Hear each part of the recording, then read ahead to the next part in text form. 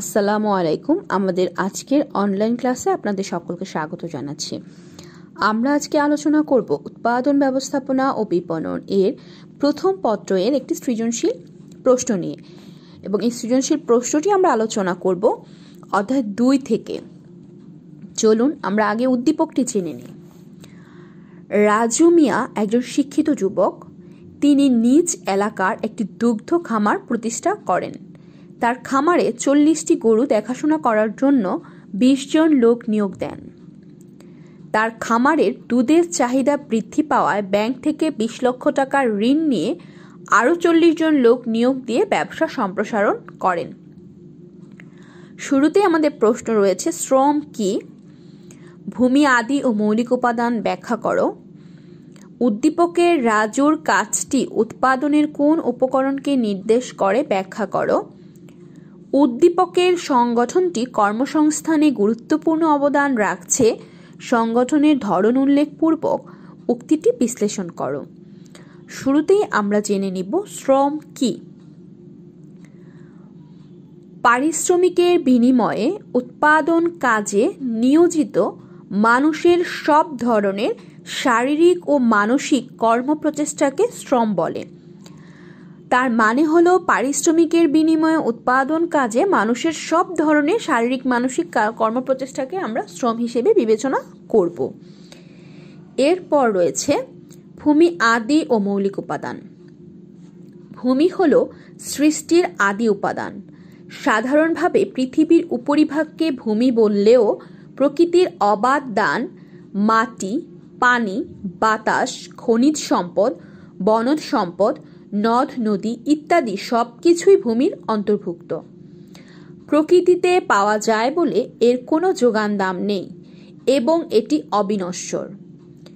পৃথিবীর সৃষ্টির প্রথম দিকে যে পরিমাণ জল ও স্থল ছিল আজও সেই পরিমাণই আছে, ফলে এর যোগান সীমিত। যেহেতু এটি প্রকৃতিতে স্থায়ীভাবে অবস্থান করছে, সেহেতু এটিকে হস্তান্তর করা যায় না। এখন আমরা জেনে নিব উদ্দীপকে রাজুর কাজটি উৎপাদনের কোন উপকরণকে নির্দেশ করছে। সুপ্রিয় শিক্ষার্থী, অ্যান্সারটি দেওয়ার আগে আপনাদেরকে আরেকবার স্মরণ করিয়ে দিচ্ছি, উৎপাদন ব্যবস্থাপনা ও বিপণন এর প্রথম পত্রের দ্বিতীয় অধ্যায়ের নাম ছিল উৎপাদনের উপকরণ। আমাদের এই উৎপাদনের উপকরণ ছিল মোট 4টি: ভূমি, শ্রম, মূলধন, সংগঠন।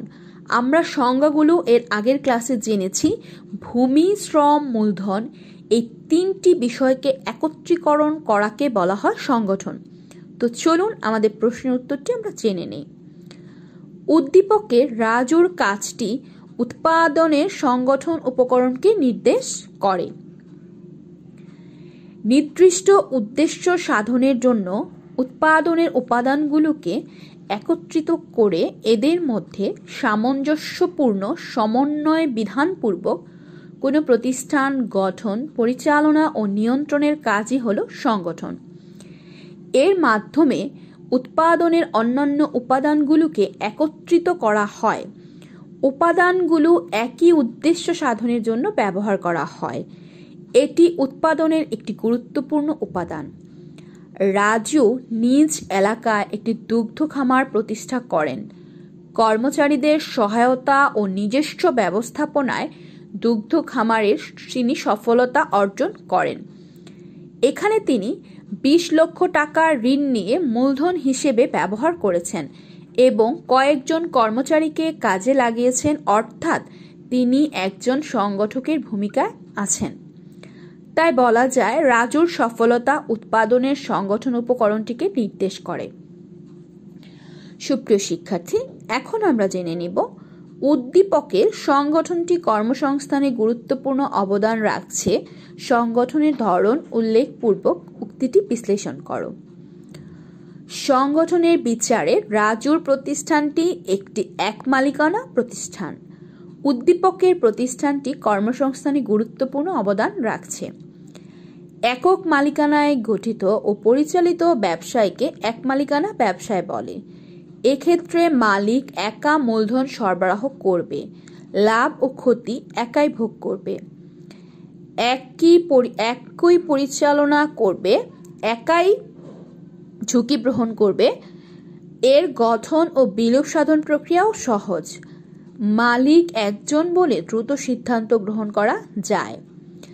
বাংলাদেশে যে সকল শিল্প কারখানা রয়েছে তার 90% হলো ক্ষুদ্র ও মাঝারি সংগঠন, যার বেশিরভাগ এক মালিকানা সংগঠন। সংগঠনটি গঠন অত্যন্ত সহজ, এতে মালিকের ব্যক্তিগত উদ্যম ও উৎসাহ বেশি থাকে এবং দ্রুত সিদ্ধান্ত গ্রহণ সহজ হয়। ফলে অধিক নমনীয়তা বিরাজ করে। জনশক্তির প্রায় 80% এ ধরনের সংগঠনে নিয়োজিত। জাতীয় উৎপাদনে এদের অবদান প্রায় 75%, অর্থাৎ দেশের কর্মসংস্থানের একটি বড় অংশ হচ্ছে এই একই মালিকানার কারবার। সুতরাং বলা যেতে পারে দেশের কর্মসংস্থানে উক্ত প্রতিষ্ঠানটি গুরুত্বপূর্ণ অবদান রাখছে। সুপ্রিয় শিক্ষার্থী, এখানে আমরা যে বিষয়টি জানলাম, আমাদের এই দ্বিতীয় অধ্যায়ের যে মৌলিক বিষয় ছিল ভূমি, শ্রম, মূলধন, সংগঠন, তার মানে হলো এই 4টি বিষয়ের কিওয়ার্ড যদি আমরা মনে রাখতে পারি, সেক্ষেত্রে আমরা যে কোনো সৃজনশীলের সঠিক উত্তর আইডেন্টিফাই করতে পারবো। তাই আপনারা আমাদের এই যে 4টি উপাদানের সংজ্ঞা দেওয়া হয়েছে বা কিওয়ার্ড সিলেক্ট করে দেওয়া হয়েছে আপনাদের শীটের মধ্যে, সেই অনুযায়ী বাসায় প্র্যাকটিস করবেন এবং যে কোনো সৃজনশীল আসলে সহজে আইডেন্টিফাই করতে পারবেন।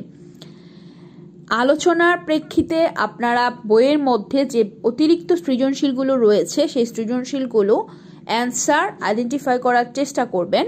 সবাই ভালো থাকবেন, সুস্থ থাকবেন। আল্লাহ হাফেজ।